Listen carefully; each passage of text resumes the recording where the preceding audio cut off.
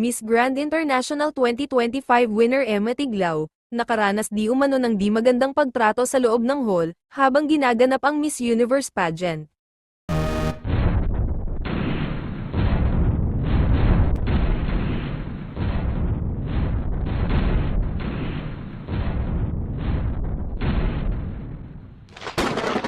Nang matapos ang Grand Finals and crowning of Miss Universe winner, ay umalingaw-ngaw rin ang samat-saring isyu ng pandaraya, and unfair system na nagpataas ng kilay ng mga fans. Ngayon isa na namang isyu ang ibinahagi ni Miss Grand International winner Emma Tiglao sa mga fans about sa naranasan niyang rudeness mula sa isa sa kabilang sa mga guest na nakaupo sa VIP seat sa harap ng stage, ayon sa kwento niya. Yesterday, during the coronation of Miss Universe, ito para, may lesson na rin naman to nakasama. So, I hope that you will learn from this situation also, from this scenario.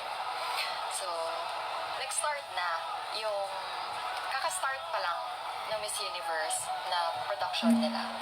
And papunta na ako dun sa pwesto ko, sa harap. Kasi nga katabi ko si Papa Nawat and some other queens like Miss Globe and Pasay and a lot more. And then, syempre dumaan ako dun sa gilid para hindi ako dumaan dun sa mismong harap nila Papa Nawat. So dun ako, parang kunyari ito yung stage, tapos dito kami nakaupo, di ba? Umikot akong ganyan para dito na ako sa kabila. Dumaan. Hindi ko na maharang yung panonood nila Mr. Mario, Raul Rocha, and Papa Nawat. So dun ako sa kabilang side. And then, nandun kasi si Pisha, minute namin siya. Yes, katabi ko din si Tekfa. And then, nakaano ako, hindi ako super tayo kasi nga alam ko na nag-start na. Nag-start na siya. Lumabas na yung ilang girls. Parang 3 girls yata yung lumabas na no. So, hindi ako super nakatayo kasi alam ko may mga nanonood sa likod. So, nakayupo ako na ganyan habang tinatanong ko si Pichap kung saan yung place ko, kung saan nakaupo. So, tinitingnan nila. Tapos siguro nag-stay lang kami doon, like, hindi naman siya more than 10 seconds. Mabilis lang din naman. Tumayo din kasi si Pichap noon. And then, so here's the kwento. A Filipino. I know that he's a Filipino. Wearing na, I don't know if that's a sash or something, na may Philippines dito. I saw. Tinap niya yung shoulder ko. Sabi niya, "Hey, we're watching!" Gano'n talaga yung pagkasabi niya.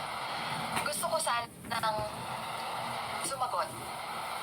Kasi, I know, parang sa sinehan lang, kapag dumaan kayo yuko ka, di ba? So, it means you respect the people at the back na nanonood. Pero, for that person to tap me and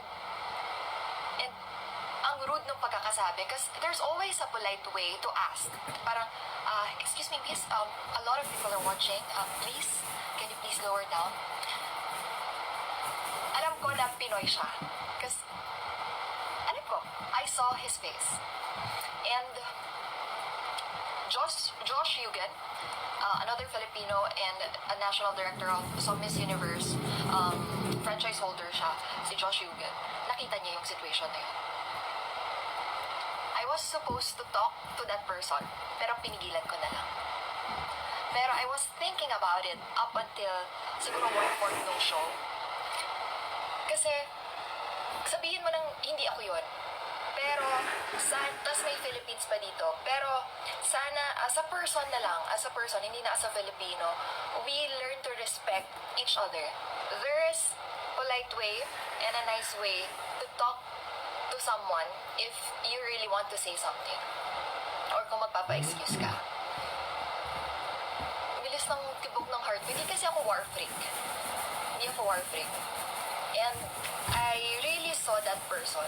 I know who he is. Ang lesson lang dito, maliit lang yung mundo. Hindi natin alam kung yung tao na yon na ginawa natin ng masama, makakasalamuha ulit natin. So, always be good. Yun naman pala, isa na namang Pinoy ang entitled na magsalita sa kanyang kapwa. Anong masasabi mo rito? Please comment below, please like and subscribe. Thank you.